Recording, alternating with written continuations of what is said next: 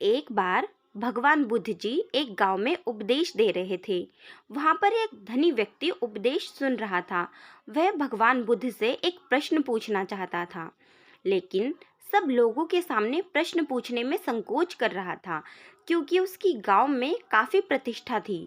प्रश्न ऐसा था कि उसकी प्रतिष्ठा दांव पर लग जाती।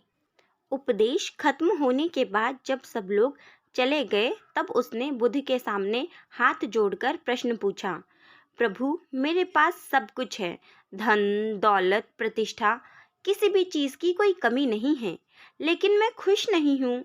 खुश रहने का राज क्या है?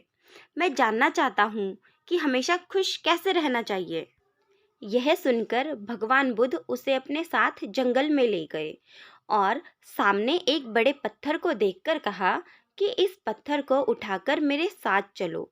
कुछ समय बाद उस व्यक्ति के हाथ में दर्द होने लगा, लेकिन वह चुप रहा। काफी समय बीत जाने के बाद उससे दर्द सहा नहीं गया और बुद्ध जी से कहा, मेरे हाथ में बहुत दर्द हो रहा है। बुद्ध जी ने कहा, पत्थर नीचे रख दो। और पत्थर नीचे रखते ही उसे राहत महसूस हुई। तब बुद्ध जी ने समझाया कि यही खुश रहने का राज है। उस व्यक्ति को कुछ समझ नहीं आया। बुद्ध जी बोले, जिस तरह इस पत्थर को जितने समय तक हाथ में रखोगे उतना ही दर्द होगा, इसी तरह दुख के बोझ को जितनी देर तक हम अपने कंधे पर रखेंगे उतने ही ज़्यादा दुखी और निराश रहेंगे।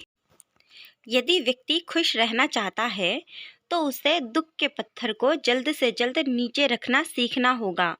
दुखों से मुक्ति तभी संभव है जब हम दुखों के बोझ को अपने मन से जल्दी निकाल दें और इच्छाओं से रहित होकर या जो है उसी में शुक्र करते हुए खुश रहे।